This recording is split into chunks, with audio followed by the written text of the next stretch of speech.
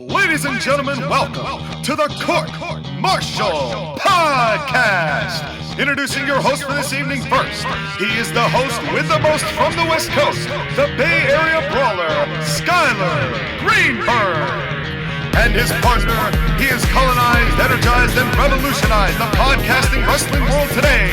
Your Colonial champion, Sean McCarty.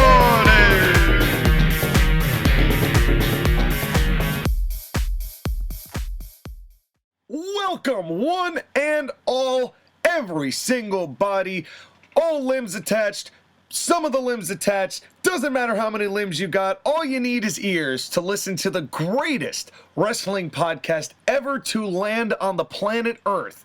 I am your Colonial champion, Sean McCarty, here, making a mock out of myself here to start out a great Court-Martail podcast, and with me to tie the show back together and bring it back piece by piece. The man of the hour, the man with the power, too sweet to be sour, the Bay Area Brawler himself, the one and only Skyler Greenberg. How you doing, mate?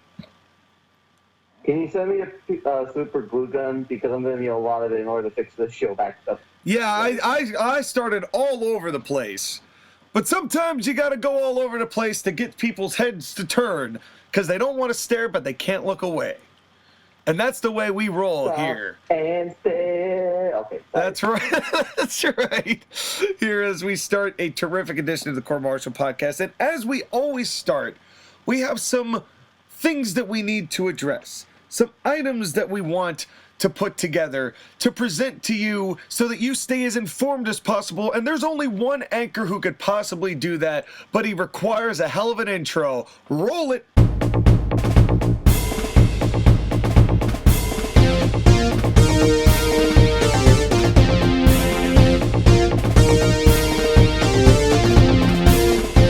Coming straight to you from the Golden Gate Garage, this is the Wrestle News with Skyler Green.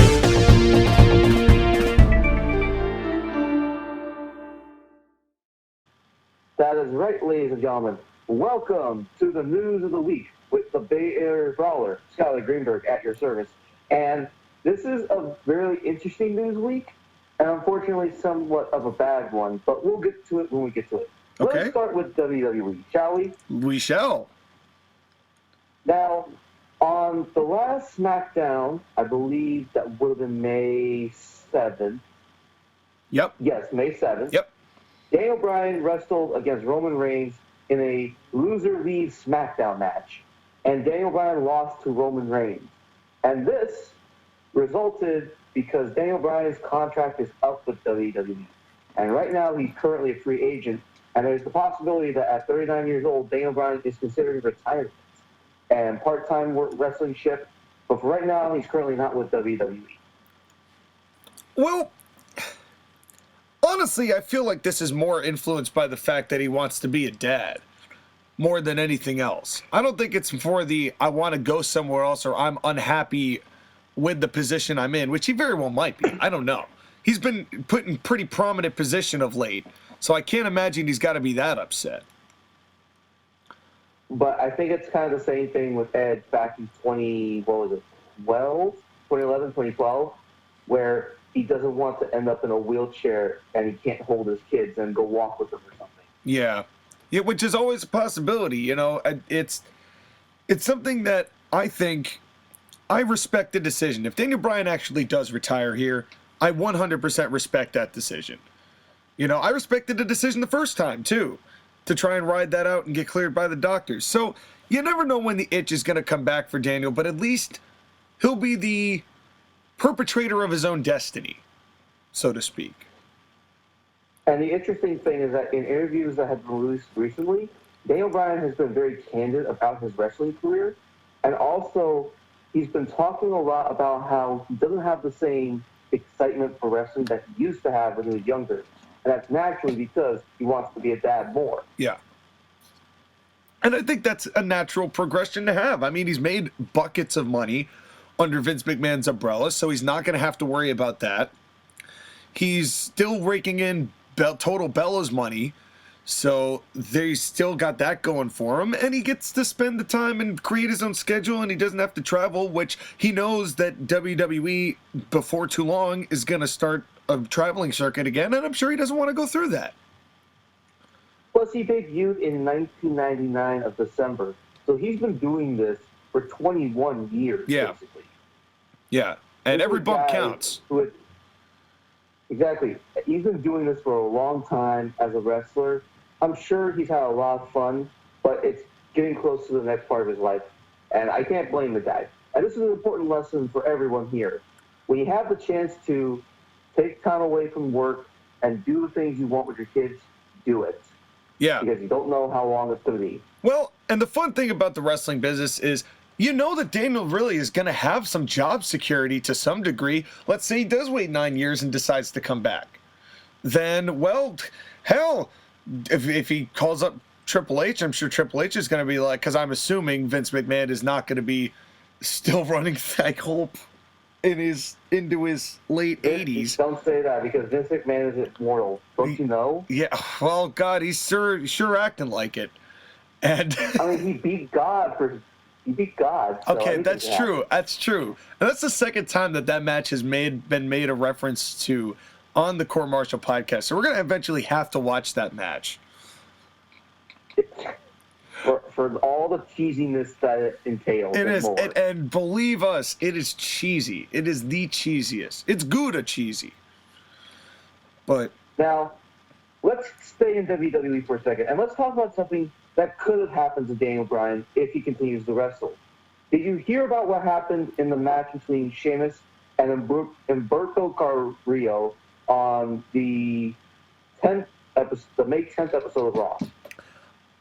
I kind of got a peripheral view of it, but I don't really know the details. Okay. Apparently, they were having a match, and they did a sunset flip powerbomb spots, and it resulted in Humberto Carrillo, who got powerbombed by Sheamus, to be in so much pain that the referee had to stop the match. Oh.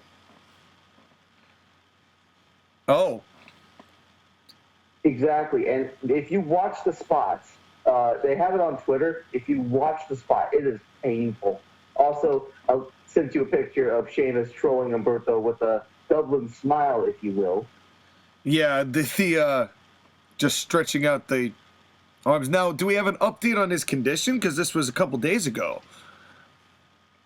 Apparently, it was the first time that he had never finished a match in his career. But he says that he's okay, and after a little bit of time of not having feeling in his body, he feels 100%. So he probably just got a really bad stinger then. Exactly. But it reminds me of the time Daniel Bryan got a stinger in a match, and he couldn't finish it. Yeah. Yeah, if it's bad enough, it's paralyzing.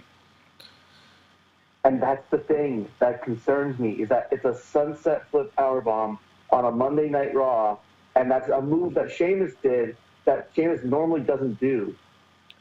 Well, I hate to quote Dusty Rhodes, but don't do shit you don't know how to do. And, you know, he wouldn't even say that when he was lecturing. I forgot who he was saying that to. Was it? It couldn't have been Crusher. No, it wasn't Crusher Darso. I forget who it was. I think Jim Cornette remembered the story about Dusty Rhodes telling Sid Vicious to not do shit he doesn't know how to do. Maybe it was Sid Vicious, because it was because he went for something that he didn't normally do, and then he didn't know how to do it, and he hurt somebody, and look what happened here. And he ended up hurting a jobber guy because of it. Yep, and Dusty Rhodes got pissed at him, which is what would happen if you injure someone. Yeah, so there you go. And here we are. Why is Sheamus doing a sunset flip on an episode of Raw? You know, listen, and this is not a knock on Sheamus. It's just some people think that, you know, they can just do stuff, and then they think they've got the experience. Even if they've got years of experience, sometimes that actually ends up being the downfall. Because we all make mistakes, obviously. That's why I'm not faulting Sheamus for this. But sometimes... Here's what happened, is that Humberto Carrillo, he was the one that attempted to do the sunset flip powerbomb with Sheamus on the ring apron, and it ended with Sheamus landing on top of Humberto Carrillo's knee and on his head. Basically, he tried to do the powerbomb, except he hit the ground first instead of Sheamus, and then Sheamus fell on top of him. Oh. Yeah, see, I haven't seen the spot. Right, I haven't seen it either. But again, this is something that's concerning with WWE and wrestling in general. Is people doing spots like that are insanely dangerous to get a pop in a match that is really, when you think about it, not that big a deal. Oh, but God forbid we get juice. God forbid we blade our heads to get a little storytelling involved. And speaking of that, and I'm glad you mentioned that, we're going to go to AEW. Yes. Now, before we get to the match that you just referenced, it has just come out that Ricky Starks, a.k.a. Stroke Daddy, has a fractured neck and is out for 3 months. Was that announced by AEW, or is that announced, like, officially by doctors? Sorry, AEW. I have a hard time believing in AEW, because it could be a kayfabe injury. I'm sure that Ricky Starks actually did get hurt, though. It came from Ricky Starks. Okay, fair enough. Which, let's see here. Let me see which match it was involved with. I don't remember the exact match. It couldn't have been in the Blood and Guts match. Well, he wasn't even in the because he wasn't in that match. Right. But and that's another thing too. Another major injury.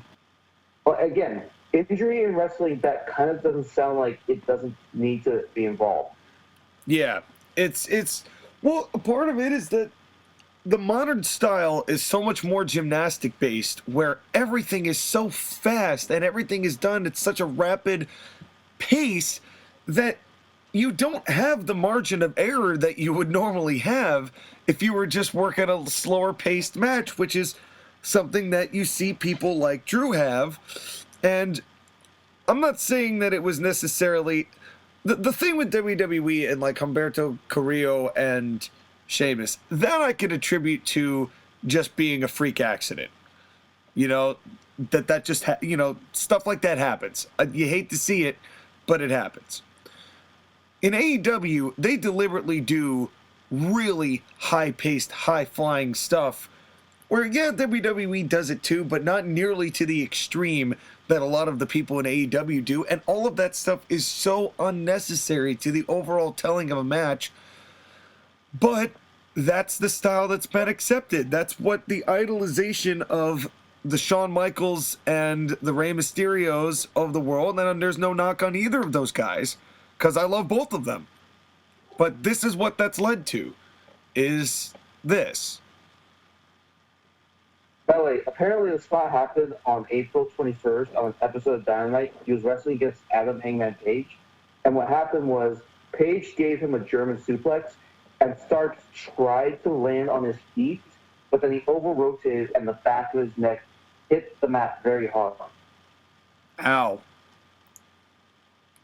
Which, again, it's an unnecessary flip, or just take the German suplex normally and you're fine. Well, it's this demand and desire to overcompensate and that's kind of partially part of the problem. And if I can then segue this guy, because this is a perfect way to segue, which is... Well, we have one more thing that we need to talk about. Okay, let's talk about that one thing. But you know what it is. It is blood and guts. Yes. Oh, well, this will segue just as well into our next topic. Yes, because talking about unnecessary things. Now, I'm assuming you haven't seen the match. I saw a clip of it, but not much else. I saw the spot at the end. I saw the end. Okay, let's ignore the end spot for a second, okay? Yes. This is a blatant ripoff of War Games. I think you and me can both agree that's a blatant ripoff of War Games. Yeah, but that was the idea from the start. That was what they wanted to do, because it's Dusty's idea and Cody Rhodes and blah, blah, blah. Which, by the way, I was kind of surprised Cody wasn't in the match or trying to find a way to crowbar himself in. Well, because Cody Rhodes is currently on the outs with the rest of the EVPs, which at least it sounds like there is trouble in paradise. Right. Damn it, Kofi Kingston. Anyway, so what happened? Cody's calling it SOS. Because he's not adequately featured. Oh, God. Anyways, so they had the blood and guts match between the Inner Circle and the Pinnacle, MJF's group versus Chris Jericho's group. And this match was noted for the extreme, profound use of blood, obvious blading, extremely dangerous risks and spots, including with weapons and without weapons, that could have possibly had injuries. And then the end with Chris Jericho being pushed off, even though his team had already lost because they submitted, and getting pushed onto concrete or a crash pad. It was a crash pad with like cardboard on it. And it was just, and of course there's going to be that group of people, well, it was safe, so what's wrong with being safe? No, listen, if you're not going to make it look like it's supposed to hurt, don't do it. Don't do a stunt and make it obviously look like a stunt. I think that's the thing that people have been getting hung up on. Their thing is, oh, it was a great spot. I'm like, I would agree if I didn't see how fake it was. Yeah. This is the problem. The match was fine itself, okay? I mean, it was a little bloody for my face, but hey, it's a bloody death match. What are you gonna do? Yeah. I mean, it's a take or give with the blood, okay? But the thing about it is that this was great violent stuff up until an ending that was so fake and it took you out of the moment. And this is the second time now, or the third, or the fourth, or the fifth, or the sixth time, you get the point where AEW has an ending to a match that completely takes you out of the moment and makes you go, what the fuck was that? Eddie Kingston was killed by sparklers. That's all I got to say about that. Exactly. And all of this is because of the unnecessary bullshit that professional wrestlers do nowadays. Yeah, and the thing is, too, from what I hear, this match was fine until Jericho got involved. The thing is, I don't like, in matches like that, I don't like the use of additional weapons. If it's, use the cage. If it's a cage match like that, use the cage. That's it. That's the whole thing. Just the cage.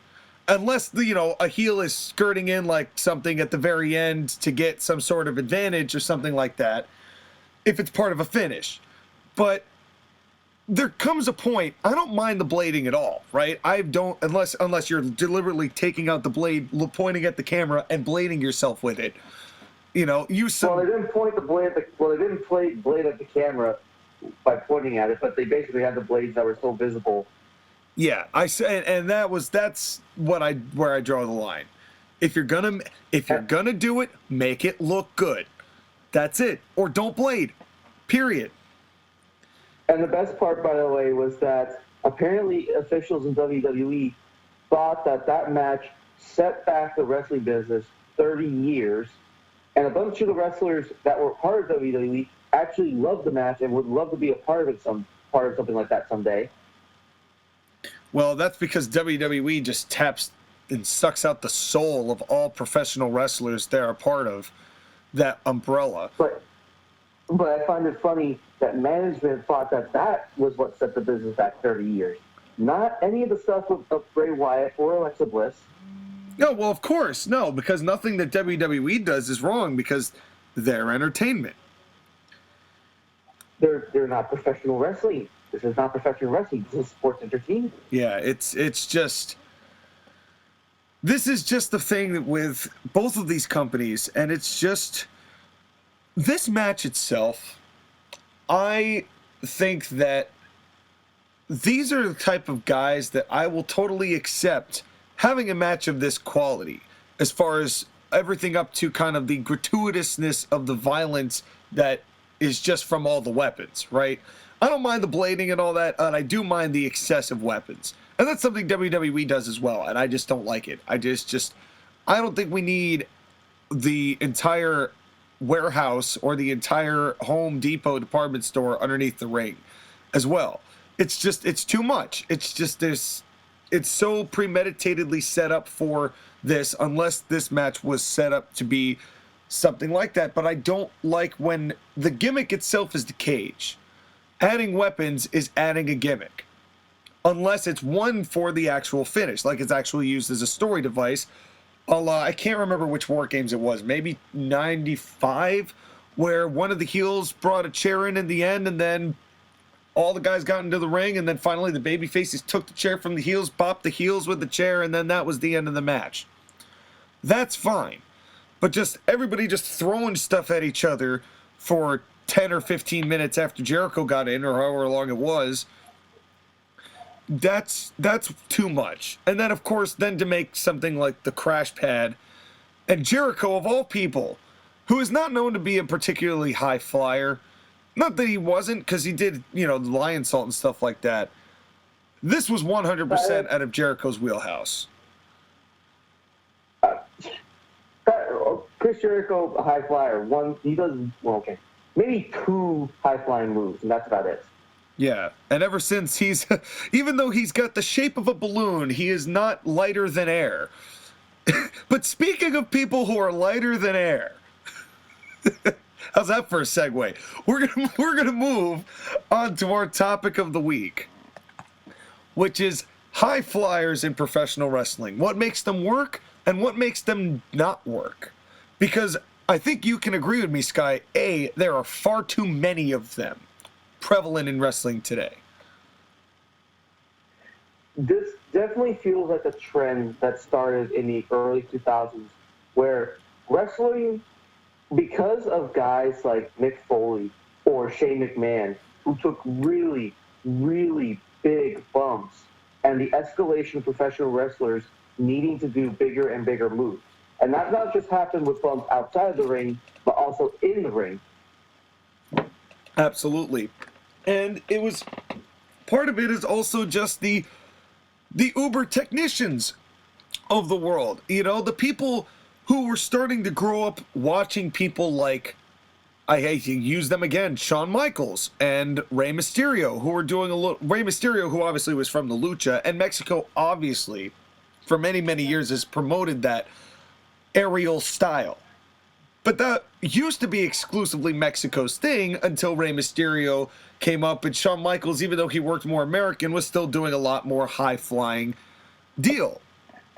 And it was starting to become more prevalent through the 90s as the Attitude Era came along and what WCW was doing in their cruiserweight division. And then all of a sudden, the independent scene, once WWE won, the focus became not so much on the storytelling of wrestling, but the actual in-ring competition between the two.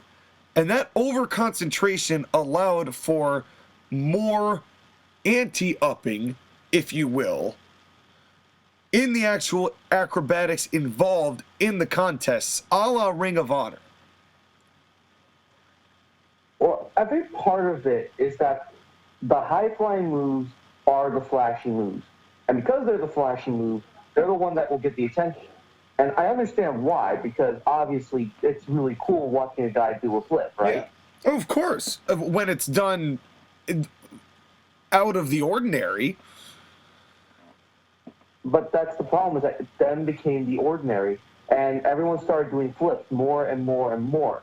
And it was cool when people could do it only sporadically, or if they did it, they were the only ones that were doing it. Like, for example, with WCW's Cruiserweight division, yes, it was a Cruiserweight division that was doing a lot of moves and flips and stuff like that. Same thing with WWE's Cruiserweight division. But they were the only ones that were doing it. There were no high flyers that were released in the main event spots, or the ones that were in the main stories. Right. But because it got so prevalent, and especially the independent scene, where everyone started doing flips, and because of that, now it's not special anymore, because at this point, everyone does a flip.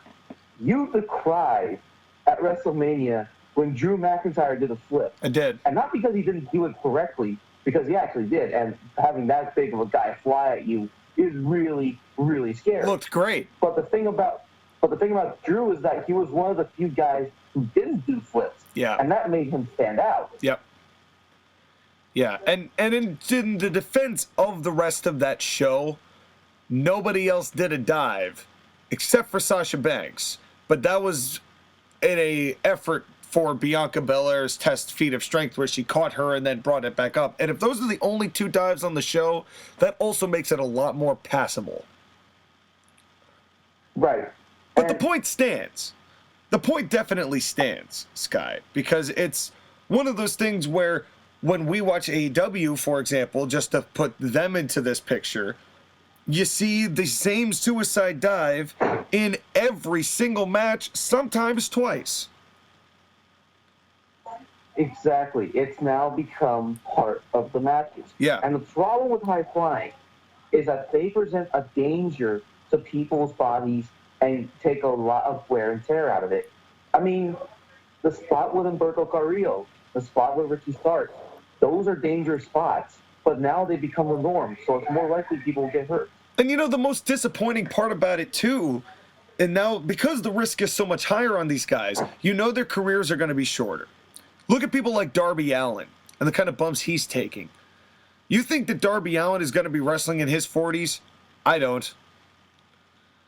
Especially not with the body that he has. Yeah. And it's guys, and it's so unnecessary, and especially because I've turned my opinion around on Darby Allin. I'm starting to like the guy. Hang on. I'm starting to like the guy a lot.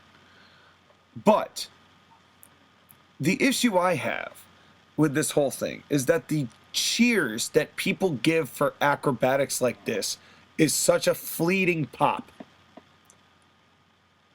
Exactly, because once you see a flip, then it's like, cool, I saw a flip. And then you see in the next match, oh, I saw it in another match. And you see in the third match, okay, that's the third flip I've seen. Well, and also answer me this, guy.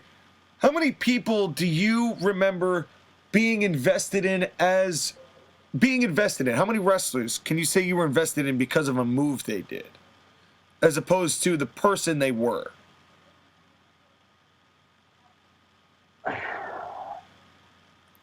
Exactly. I'm having a hard time with this because I'm trying to think of a move that stands out more than the actual wrestler who did it. And that's the overall point, is everybody who is using all of these moves, all these high-flying moves, which are obviously fun to watch, but after a while, these moves, when they're so commonplace, and they're all done in the effort to get over, but nobody gets over with moves. People get over. Moves don't get over. Moves give the once in a quick moment, oh, that was way cool, I'm glad I was here to see that. But it is never, ever the actual wrestling that gets somebody over. I hate to say that. Certain people doing certain things in certain ways gets people over. But you could have somebody like PCO do a suicide dive off an apron into a vat of barbed wire into a vat of acid, and it may not look any good compared to when Mick Foley does it and everybody loves him and pops him because Mick Foley's the one guy who could pull it off. A la Rey Mysterio being the one guy who could do all the massive lucha stuff and pull it off and get over with that. Because he's the guy that comes to my mind when it comes to moves got him over. Right, like there are certain guys I can think of who could do moves, and I remember them in the moment, but after a while it fades because I don't know anything about the person, and the story that's being told isn't particularly interesting. Right. And Ray had to kind of work his way into that. Like, the first guy I can think of is Justin Gabriel, who had a really, really great finishing frog splash. Yep. And the problem is that I can't tell you anything about him. He was a dare wolf. That's it. That's all I got. And he's a good worker. I enjoy his work, but I totally get your point. Right. And here's the other thing, too. And I remember this always. During the Cruiserweight Classic that WWE had, 5 years ago, and man, just think about 5 years ago. Anyways, the Cruiserweight Classic, during a match with Grand Metalik, and Daniel Bryan said, Lucha Relay is not just high flying. There's also a rich history of mat work, groundwork, and also submissions. Yep. While Grand Metalik was doing a submission move on his opponent. And that's something that's lost now. Yeah. Because people are excited about the high flying. They forget that there's also chain wrestling and also mat-based work in Lucha Libre. Yeah. And that's something that people are not paying attention to. Yeah, and it's as a whole. It's like they don't want to embrace the storytelling parts that are so vital to the moves because they think they can do the moves and that's enough. Because they're getting a very shallow reaction. And that's, I think, why we're in a place where everybody's trying to up the ante on the kind of danger and moves that they do, not realizing that all of that is wholly unnecessary and is doing no more to benefit you as a person and as a wrestler. Exactly. And I can't wait for your opinions when we get to the match of the week. Yes, because there are some people, and they're rare, but there are some people who can pull it off. There's some people who can put the moves in and get the work in, and yes, it's a faster pace, and yes, there may not be as much selling as in American shows, but there's still something about the charisma of the two people involved, at the level they're involved, and the story that had been told up to that point that they can make magic happen. And with that said, I cannot wait to talk about this match of the week. Roll that damn intro right now. What time is it? It's the fight, it's the brawl, it's the match of the week. It's tonight, watch along with the son of a beat. It's one fall, the down for the 1, 2, and 3. So don't stall, hang on to the edge of your seat. We got a punch and a flip and a powerbomb too. All the moves and the stars are all under review. See the baby face cheer, then the heels get heat. This is wrestling at its peak. It's the match of the week.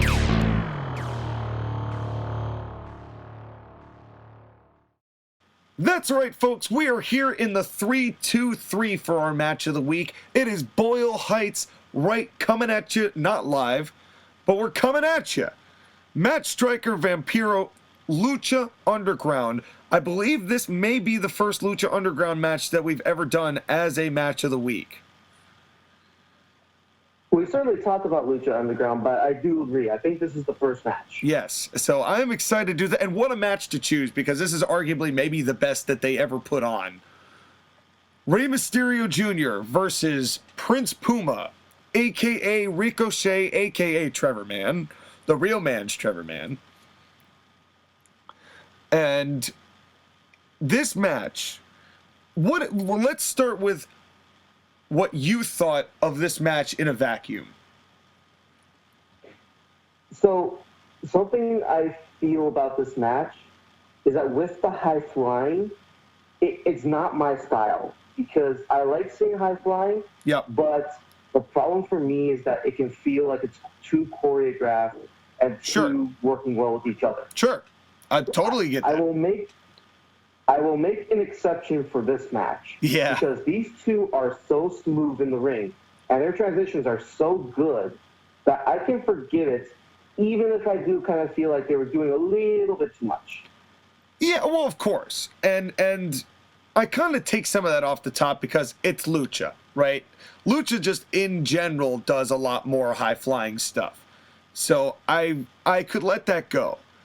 But the thing that I like about this match so much, and I really, really like this match, the thing that was so smooth about this wasn't so much the action, but the pauses in between the action. They stopped at good times, not only just to recover, but to actually tell the emotion and sell the injuries and sell the story, and they did a really good job with that all the way through. I think a lot of that is Rey, because Rey knew how to guide Ricochet into having a slower paced lucha match and knowing when to pause at the right times to let all of the lucha that had just happened register. It's exactly. The thing with Rey Mysterio is that he is a babyface, so he has to be able to sell, and he knows the times to sell, and he knows when to do the selling. Yeah. And he was helping to guide Ricochet, and Ricochet is not a bad wrestler, okay? He's a very good wrestler. No. It's just that Rey has so much more experience, so he knows how to get the best out of the lucha matches that they had together. Yeah.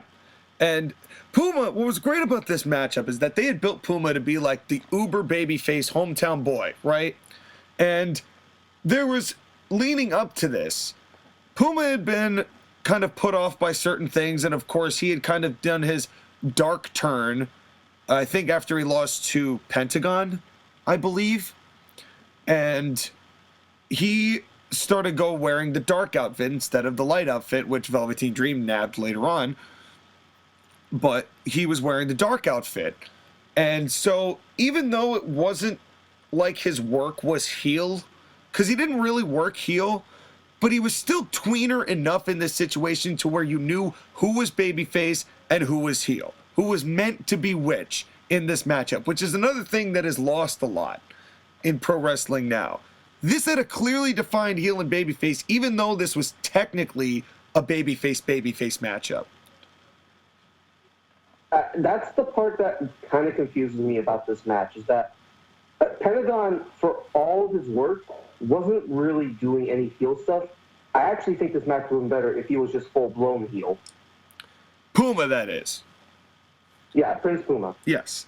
And I get that. I get that, but I knew that they, at this point, they were billing Puma as the hometown boy. They couldn't turn the hometown boy full-fledged heel. I think they had no interest in that with the way that Puma works. And secondly, they wanted this match with Ray. I think that they definitely wanted this to be about as pure competition as they could make it for that. So I think they didn't want it to be too heelish. I know that sounds dumb, and you could argue it is, but it's Lucha, so I'm gonna let it slide. Because the work rate in this, which is something I don't really care for most of the time, was so nice. They let it pause at the right times. They got it back going at the right times. I only had a couple issues with this total. True. We should talk about the good stuff before we start talking about the bad stuff. Yes. So what did you really like from this match? Well, I loved... Well, I'm going to have to compliment Sandwich some of these, because some of these things I really liked happened after things that I didn't like so much. It's hard to talk about spots you liked in a match that is full of them. Kind of to further accentuate our point. But... Right. But... Because there was so much that happened in this match. Yeah. There was so much that these guys did in the, 20 minutes that they wrestled against each other? Yeah. 20 uninterrupted minutes. Thank you for not having ads every 4 minutes and 5 seconds. Yeah, looking hard at your direction, WWE. Looking way hard at your direction. But in any event, this was the thing about this match that I think made it so intense for it. First of all, Lucha Underground always had a solid crowd. They always had a solid crowd. I got to give it credit to them. They always had they cheered the baby faces, booed the heels, whether they were paid to do so or not. I really don't care, because it was exactly what Lucha Underground needed, was a solid audience that was going to make the people who were meant to be babyface feel like babyface, and the people who were meant to be heel feel like heels. How did you feel about commentary? Okay. This is where this compliment sandwich thing is coming in. I love Matt Striker. I really do. And I thought he did a good job. And I love Vamp, because Vamp sometimes has really good insight. And sometimes spits out ridiculous things that are hysterically funny. And that all over the roadishness is an endearing quality to Vampiro that I really enjoy. But I'm sure you probably did not like it. It felt like Lucha Underground version of Jerry the King Lawler or Booker T. Well, I mean, I understand that, although I wouldn't really compare Matt Striker to Jerry Lawler. No, I mean Vampiro. Oh, you mean he's a combination of Jerry Lawler and Booker T? It's the same vein of... What did he just say? But that also made it so much just funnier just listening. For example, one thing I will knock Matt Striker for, I like him most of the time, but I hated the fact that there was that one moment where Puma is about to go for the 630 and is taking forever to do it. And Matt Striker says, oh, this is the I'm sorry, I love you moment. And he says it like 3 or 4 times. And I'm like, Matt, do you not understand that when you say the I'm sorry, I love you moment, people are immediately thinking away from Lucha Underground and thinking back to Ric Flair? You're detracting from the moment. Well, you'd have to know what he's talking about. But I understand, because it did kind of feel, well... forced. It felt weird. Yeah. Forced, yes, you're right. It's the most forced. Yeah. But then Vampiro comes in a couple seconds later where he's talking about that, and he goes, oh, and then you mentioned that hello, I love you moment. And the hello, I love you, as opposed to the I'm sorry, I love you. And that was just, it cracked me up that he didn't even get the line right. That felt like old man. All right. You can go back to the retirement home. I loved it, though. Talking wild. It cracked me up. I was like, oh, you're talking before about the hello, I love you moment. And now I want a hello, I love you moment. That's such a different... Oh, man. Vampiro. But all that notwithstanding, this was the main event of... This was the season finale of this show. And... it was honestly a match worth being a season finale. I mean, yeah, I would agree with you. Like, this match had the build. It really matched up to all the spots, and it was really good throughout. Yeah. But the only reason why I'm struggling with this is that I feel like as good as the match was, okay, so let's talk about the beginning of the match. The match, they do their typical, start and stuff, and they start measuring each other, and that's great. And then they start doing their moves, and this part of the match, after the initial, 3 or 4 minutes, I was kind of glazed over. And it's not because that the high-flying moves that they did were bad, but I just kind of felt like, now you guys are doing a little bit too much, and you're not selling the moves. There was a lot. There was a lot into this match. I just kind of forego it because it's Lucha, so I let it go. Right. That's probably my American wrestling brain. I haven't watched Lucha Underground in so long. Yeah. So when I watched it earlier today, it kind of fell out of what I normally watch. So it kind of felt like I was out of my depth. Yeah, and a lot of it is that the thing about Lucha Underground is you really do have to kind of follow the story going into those matches and to quite understand why that moment is happening. And I don't really think that, even though that Matt and Vamp did a good job of hyping the matchup in that moment and what was going on during that match, I don't think they quite explained enough why those two were having that match. Which in a vacuum also detracts from the enjoyment of it, if you didn't already remember why these two were fighting. Exactly. It took me a second to remember why exactly Prince Puma and Rey Mysterio Jr. were even wrestling in the first place. Yeah. And that's part of the issue of not watching, especially Lucha Underground, which was episode to episode like a TV show. Yeah. You had to watch it each week in order to follow what was going on. Otherwise, you're going to get lost. Well, that's also why I don't fault Lucha Underground for the style they did, because they were very open about being a television show that used wrestling to tell its stories, as opposed to a wrestling show on TV that used TV elements to tell the wrestling show. Exactly. And they were the ones who popularized the cinematic match idea with the concept that, hey, this is happening in a TV setting, but we're using wrestling as our way to tell the story elements. Yes. And because of that format difference, I always gave Lucha Underground that pass, which is why I'm probably a little more lenient on the high-flying stuff than you are. But let me tell you this, though. If this match occurred in WWE, I would not like it. I bet you. I would not like it at all. Because context matters in this match. And WWE would over-formulate it. They would tell these guys to do certain things, and it wouldn't feel as organic. Yeah. Yeah. And also, No. Lucha Underground had the benefit of editing some of the parts of the match that they needed, even though I think they kept this in as pure a form as they could. Right.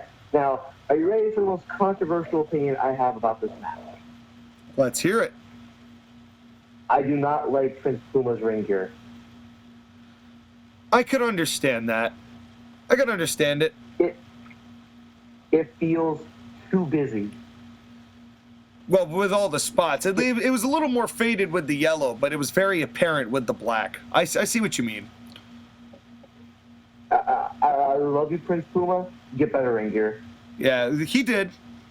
He eventually did. And Right. and we'll get to my controversial opinion here in a minute when we get to the transition here. I just have one more thing about this matchup, because Ricochet selling was on and off for me this whole matchup with Puma, but there was one spot particularly that I have to mention, and it was when they were fighting on the top rope for what seemed like an eternity. And finally, the spot they decided to go with was Rey Mysterio doing a reverse Rana onto Ricochet, except Ricochet landed on his feet and then tried to fall backwards and then flop and sell it like he actually didn't land on his feet, but he landed on his feet. And it just didn't work. They tried, and then they showed a close-up of Rey, and Rey was just like, that didn't work. I mean, at least Prince Puma immediately did not jump up and attempt to do a move to Rey Mysterio. True.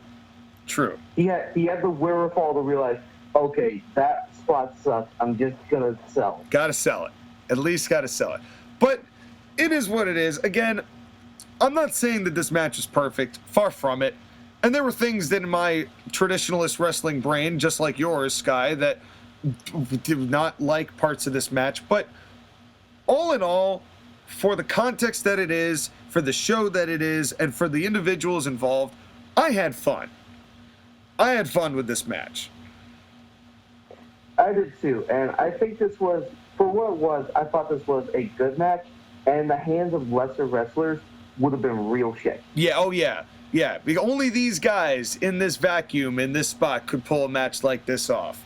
But it's interesting because I've always liked Puma, but I was never a fan of our superstar spotlight here today. And that man, who I am not a fan, is the man who, when the going gets tough, he mans up. Which I know Skylar hates, which is why I keep saying it. It is Trevor Man. It is Ricochet. it's Ricochet, ladies and gentlemen. So we have here a very interesting career, a long career, and one that spans a lot of different places before he reached Lucha Underground. Yep, this is a guy who, when you think about it, is someone who basically represented the independent wrestling scene for the early teens and even then the early O's. Like, if you think of independent wrestling, Ricochet is basically the quintessential independent wrestler. Yeah, at least for the first real big chunk of his career. Up until what? When did he get signed? 2018? 18. Yes. So until 2018, here's the thing. Ricochet is a very interesting wrestler because he's American. You would think with all these spots he would be Mexican, but he's actually an American born in Orlando, Florida. He started wrestling in 2003. And his wrestling background is really interesting because he started off with Chaos Pro Wrestling in 2003 under the name Ricochet. And then he joins up with Chikara in 2006, and that was his first real big promotion. He also did a couple of other independent scenes. Wait a second. I wouldn't say Chikara is a big promotion. Chikara is like bigger, yes. But we're talking about like getting the large shooter size marble as opposed to like the regular cat's eye size marble. Well, Chikara is one of the bigger independent names. And the reason that this is important is that he's there from 2006 to 2010. And working with Chikara, that's where he kind of got the base for his high-flying style, along with stints in Evolve, Dragon Gate, and Pro Wrestling Guerrilla. Yes. And there were quite a lot of people that he's faced here. A lot of modern WWE wrestlers, that whole Ring of Honor batch. He's wrestled against a ton of people, including a team with Paul London, where he actually lost to AEW's fantastic tag champs, the Young Bucks. Yep. He's had matches with guys like Eddie Edwards, Roderick Strong, Burr Nation, Kevin Owens, Apollo Crews. Yeah, the list goes on. Will Ospreay, which was probably the one that got the most publicity when they did that whole exchange where it was mostly cartwheels and backflips and whatnot, and everybody creamed their pants, and Vader said that was bullshit. and that's the interesting thing about Ricochet, is that most of his offense is based on high-flying gymnastic ability. Yeah. And it feels like in the hands of anyone else, it would be bullshit. But because he's so smooth in the ring, and he has such natural grace with it, and he's so athletic, he pulls it off. But the problem with him is that in order to be able to do those spots, he needs an opponent that can do it exactly like he can. Yeah. And there's not that many who can do it. Yeah, and with somebody who can really, he's always been to me somebody who was better when he was in the ring with somebody good than when he was in the ring with somebody bad. He couldn't quite elevate people the way that I think he thought, or at least I thought he could. And during this time, up until Prince Puma, I didn't know this guy. I didn't like this guy because I saw that thing with Will Ospreay. And even my 2012 brain, which is when I think that's when that happened, even in 2012, my mind was like, that's too much. That's way too much. It's kind of the same like with Rey Mysterio, where with Prince Puma or Ricochet, he can have great matches with people who can match his style. Yeah. But if you can't work the style that he does, and you're not nearly as athletic as Ricochet or Prince Puma is, you're going to run into trouble because you're just not able to keep up. And that's the problem with the matches, is that they end up looking hokey or fake. Yeah. And it's no knock on the athleticism, obviously, because that dude does stuff that I couldn't even dream of doing in my sleep. He does some incredible stuff, but it's on that basis where I think why New Japan was such a good fit for him in those developmental years. Because New Japan had the wrestlers who could keep up with him. Not that the American independent scene didn't, but New Japan had the best high flyers who could really keep up with him, such as guys like Matt Sydal or Will Ospreay, even if that spot kind of sucks. Redragon, Bobby Fish and Kyle O'Reilly, and other guys like Chase Owens and, well, Kenny Omega and the Young Bucks, but we're not going to talk about them. Well, considering athleticism, right? Considering athleticism and endurance in the ring as far as the time that they take to do it, Kenny Omega does have good cardio. At the very least, he's got good cardio. The Bucks, not so much, but that's another thing for another time. Yes. But in any case, anyway, then he shows up in Lucha Underground as Prince Puma. And this is when I become a fan. How do you feel about putting a mask on Ricochet? Well, here's my controversial statement of the podcast. I think Ricochet is better with the mask than without. Explain. Now, I'm not saying that this man is ugly. I want to just predicate this with that, because I do not want to make anyone think that I am calling Ricochet ugly when I say this.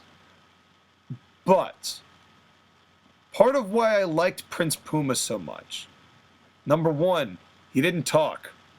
I'm not saying Ricochet can't talk, but putting Ricochet in a mask and muting him forced him to express all of his emotion through his eyes. And Ricochet is really good at drawing you in with just his eyes.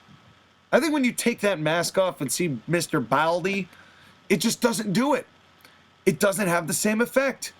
There's something about him forcing to use his eyes and only speaking very rarely that captured me, that got me into why he was wrestling and why he was fighting, and the kind of upstanding person he was, the hometown hero. You know, I love that. And I loved what they did with Puma. And I think that if Ricochet was under a mask and was forced to use just his eyes to tell the story, I think more people would actually get behind him. And the high flying would feel a little bit more acceptable coming from him. That's an interesting thing. I think the issue with Ricochet is that he sells great with his eyes, but he can't do it with the rest of his face. And that's the issue. You're right. His body language is not terrific as when it comes to selling. And it's never gotten any better. It feels like if you were just to focus on his eyes and his mouth, then maybe you would be able to do what the selling that he would do. Yeah. But the problem with Ricochet is that his entire face, he's not an ugly guy, but he's not that charismatic with his face, and he doesn't really emote well. No, he really doesn't. And a lot of his sells, I think, are in the Dolph Ziggler levels or the Shawn Michaels Hogan 05 match levels of like a little over the top when he does on those big flops. I would call it the Ricochet sell at this point because his sells are unique. His sells are unique to him. He doesn't do it like anyone else. The closest comparable probably would be Dolph Ziggler, but I think Ricochet's selling is more on his thing than it's anyone else. Yeah, and I almost credit him for that because I would take Ricochet selling over Dolph Ziggler selling. Because Dolph Ziggler just looks like he's a constant imitation of Shawn Michaels. Right. And no one looks or does the things that Ricochet does, even if they are cheesy. No, his stuff looks great. I'm not saying his stuff doesn't look terrific. I mean, that match, what was it? The six-man. I think it was the North American title match when he debuted, I think. Debuted with NXT, and he had the six-man ladder match at TakeOver New Orleans. And that was actually terrific, that matchup. I think I'm not a Stars guy because I don't like Dave Meltzer, as we've discussed. But that was one of the few, I think, 5-star matches WWE had ever gotten in a long time. I think since 2011, since the Money in the Bank match. Not to say that that's something to aspire to. I'm just saying it happened. Not to mention that was a show that had 2 5-star matches on it. That's true. That's true. That is true. But Ricochet... The one with the 6-man ladder match, and then the main event with Johnny Gargano and Tommaso Ciampa. Yep. Yeah, which was... by the way, unreal. Semi-controversial opinion. That was the best match that Gargano and Ciampa had by far, and they should have ended the feud there. Was that the first one? That was the first one that they had. Yep. That match was actually terrific. And I honestly, I don't necessarily disagree with you about the other two. I thought the other two went way too long, but they were both good. They just went long. But Ricochet stole the show. Are you ready for second controversial opinion number 2? Yes. His best feud in the entirety of his career was the one with Velveteen Dream. Yes. Come at me. No, I like that one as well. And I like that one especially because Velveteen Dream's whole gimmick in that match was doing all of Ricochet's moves, which was nice, which was fun. And that match was also quite good. And then Ricochet, like so many others, gets called up, does nothing, loses in 90 seconds to Brock Lesnar at Saudi Arabia, and continues to do nothing. Hold on. You are skipping over a lot of stuff that we need to go over, okay? You can't just do that. But that's the... Well, see, we're given the summary, you know? It's like you give them the treatment before you give them the full movie script. That's the summary of what happened, and now we can go over all of the things that did happen that is summated by the fact that he is currently doing nothing. Okay. If we're going by that concept, fine. I just want to talk about his NXT stuff more because I actually think his NXT work was the best work of his entire career. Agreed. I also enjoyed Ricochet in NXT. I mean, his match against Adam Cole for the North American Championship. Yeah, that was a really good match. Including that ridiculous spot where he tried to do a flip and Adam Cole super kicked him in midair while Ricochet was upside down. Yes, I remember that. That was insane. NXT was really cooking at this point when it came to the takeovers, and Ricochet was a big part of that. They knew how to capitalize on somebody who, with that kind of qualifications around him. But I also think it's because that roster at that time was the only time in his career, besides a little bit in Lucha Underground, where he had guys who could match him for athleticism and wrestling ability. Yeah. Adam Cole, Johnny Gargano, Tommaso Ciampa, Velveteen Dream. In fact, those got Aleister Black and Andrade Cien Almas. Remember that halftime Super Bowl show? With Yes, I do. Tag? Yes. That was something. That actually was pretty solid. That got a pretty good rating too, if I recall.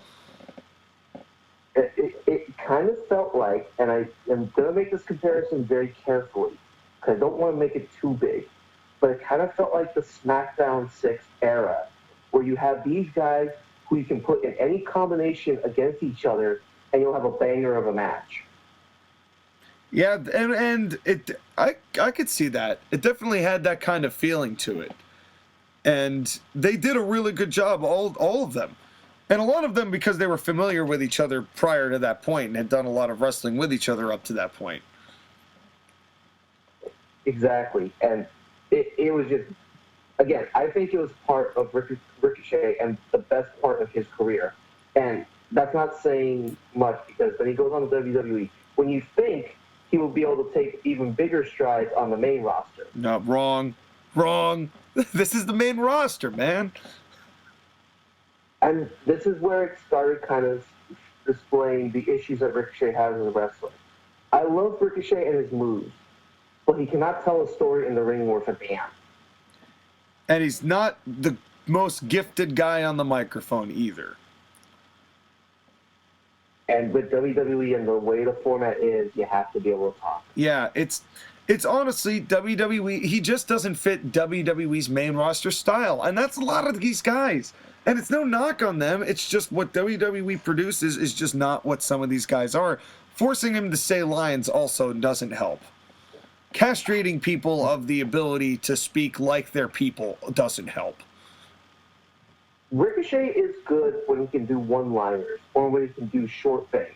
He cannot do long, milked-out promos because that's just not him. But I bet if they just gave him a manager and put a mask on him, he might have something else to do with. But, of course, who would come up with such a thing? There are no managers, and there are no masks unless your name is Rey Mysterio. That's right, not ones that last, at least. Not even Dominic Mysterio has a mask, which is weird. Yeah, but they never really introduced Dominic as one with a mask. And what we didn't mention is that it was Lucha Underground that actually got Dominic Mysterio his first physical involvement in professional wrestling. Was it now? That would happen, I believe it was the year after that. When I think it was Rey and Johnny Mundo. And Rey, oh, yeah, I remember that. And Dominic pushed Johnny Mundo down, because I think Dominic got pushed by Johnny Mundo first. And that was the first time that Dominic got physically involved, you know, when his custody wasn't on the line.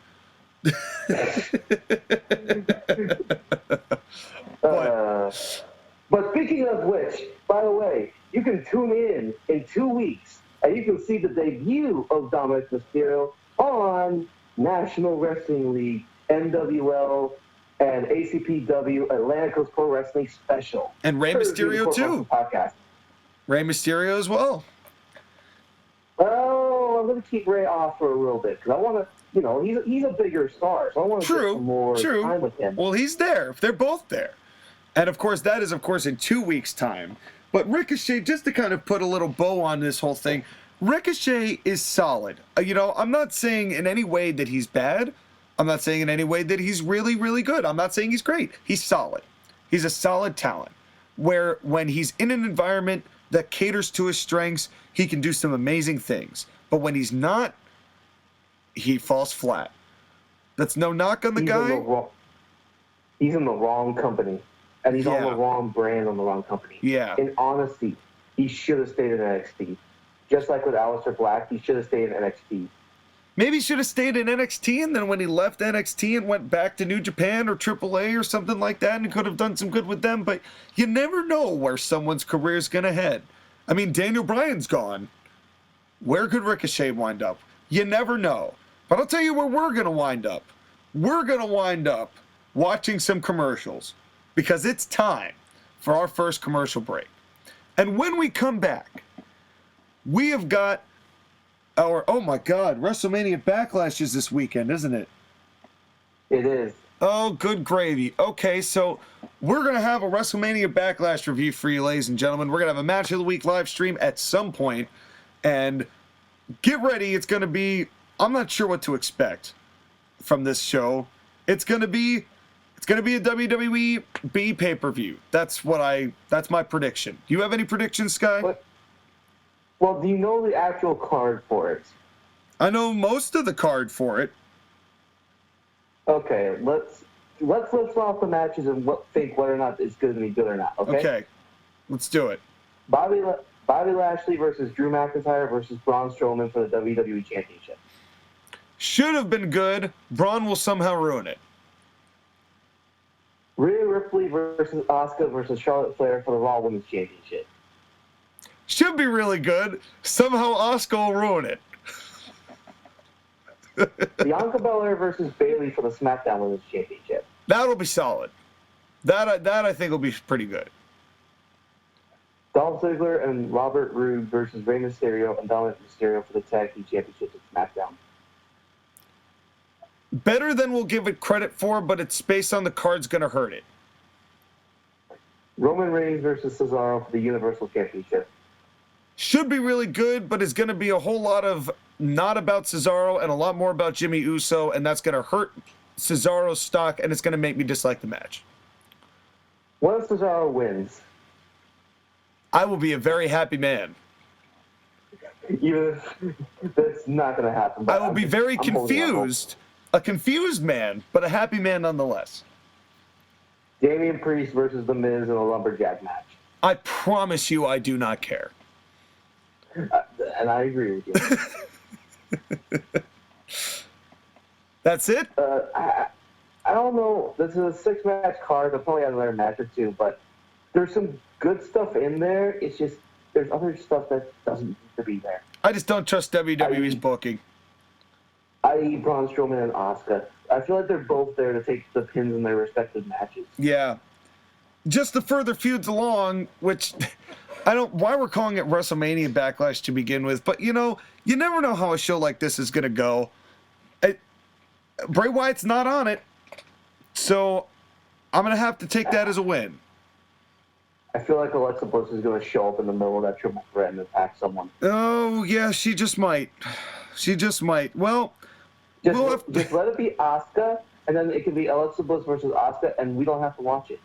Well, by the time you hear our voices next, we will know what has happened. We will hear the utter groans and vehement disdain in our voices. But until that time, that, my man, is the Bay Area Brawler, Skylar Greenberg. Thank you for coming back onto the show, Mr. Co-host. See you next week.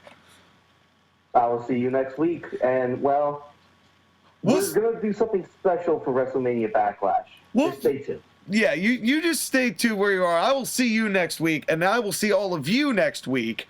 But for right now, thank you very much for watching, and we will see you right after this.